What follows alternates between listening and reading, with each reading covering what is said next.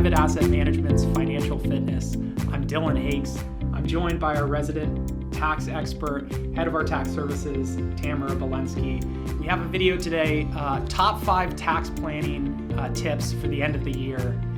Tamara, tell us a little bit about what you do here at the firm for clients of tax services. Sure, Dillon. Yes, I prepare tax returns for individuals and trusts that are clients of private tax services.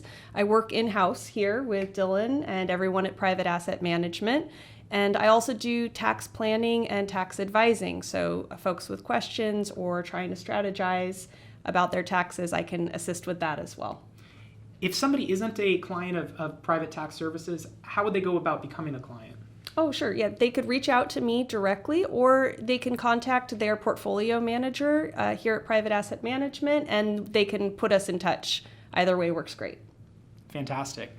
Without further ado, we have our top 5 tax planning tips for the end of the year, things that you need to keep in mind as the calendar year is closing out. Tamara, kick us off. All right. Tax tip number 1 is to fund your tax advantaged accounts for this year, 2022. So for example, if you have a workplace savings account like a 401k, absolutely fund that to the maximum you're comfortable with. For this year, the maximum allowable is $20,500. The deadline to get that contributed is December 31st. Another great savings vehicle is the health savings account, also known as the HSA. If you have one of these accounts available to you, the maximum you can contribute this year is $7,300 for a family. So that's a great opportunity for saving for health expenses.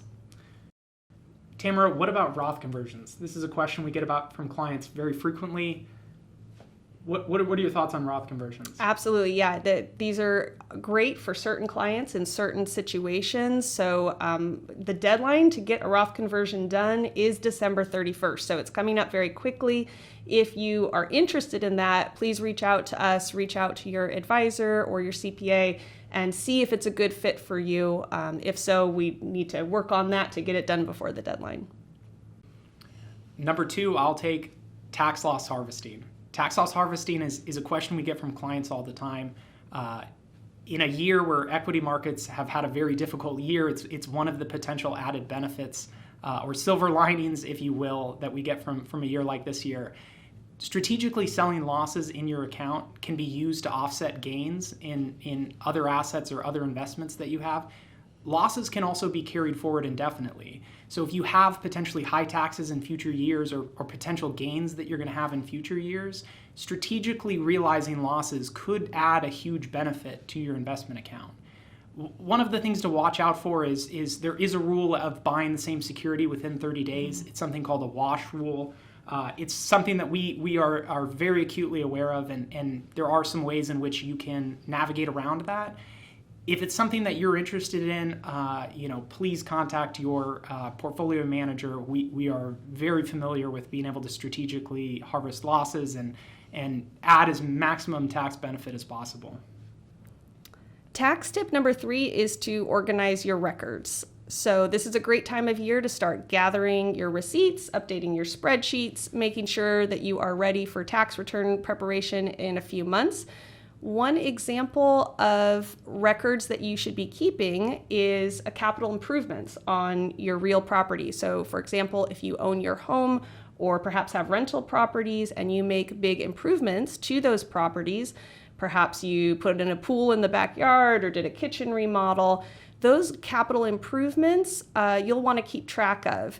Those improvements will affect the adjusted basis of the home and help reduce capital gains that you may incur down the line when the property is sold. And many of us own these properties for years or even decades, so keeping track of them on an annual basis is advisable as opposed to trying to remember years down the line when you sell. What about tax organizers? I know that's available for tax services clients. Yes, that's right. In January every year, we send out tax organizers and questionnaires to help clients gather their documents and reference back to what documents they had on the prior year return. Absolutely. I think clients will look out for that coming in January. Tax tip number 4, give your money away. This is one of my favorites. It's one of the best pieces of advice that I get to give to people. Annual gift exclusions need to be made by December 31st. This is one of the easiest ways to get the most out of your estate tax exemption and really make it go even further. The current limit is $16,000 that you can give each person each year. So go ahead and take advantage of those gift exclusions before the end of the year.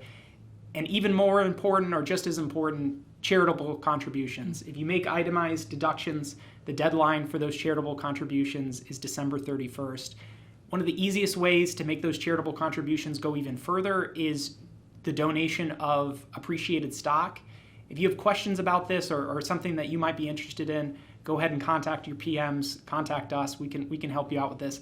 Generally, donating highly appreciated stock is going to make the same amount of deduction go even further. You avoid paying any of the taxes on those capital gains.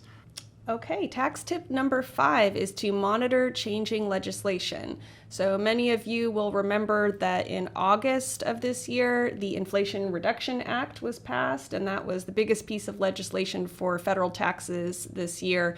It had a lot of incentives for clean energy. So if clients are thinking about making home improvements that are energy efficient, perhaps new insulation, doors, skylights, windows, next year, 2023, will be a great time to do that. There are some tax credits available for installation of those items. In addition, the solar credit was extended for the next 10 years. That credit amount is 30%. Keep that in mind if you're considering putting solar panels on your home. Tamara, you mentioned the federal. What about for our California clients? Is there any news from the California legislature on the tax side? Yes, California will be issuing the middle class tax refunds. They've actually already started issuing these. They range anywhere from $200 to $700 for individuals, and the exact amount and eligibility varies depending on income and number of dependents in the household. But you may receive one of these if you're eligible. Like I said, being issued right now and all the way through early next year. Lastly, what about, we've heard in recent years some changes to the RMD rules for inherited IRAs. We've gotten some new guidance. What did we learn? That's right, yeah. So this has changed starting with a few years ago. We adjusted to some new rules for inherited IRAs, and we are now expecting the IRS to make yet another adjustment. Stay tuned, it's coming very soon, but has not yet been finalized. So we're keeping on top of that, and we'll be letting clients know all the details once the change is made. I think we'll keep an eye on that. Thanks everybody for joining Financial Fitness with Private Asset Management. If you guys have questions about anything specifically that we talked about in this video, if you have questions about your specific situation, please don't hesitate to reach out to myself or Tamara. We're here to discuss your individual situation and be able to go in more depth on any of these specific issues. Thanks everybody. We'll see everybody next time.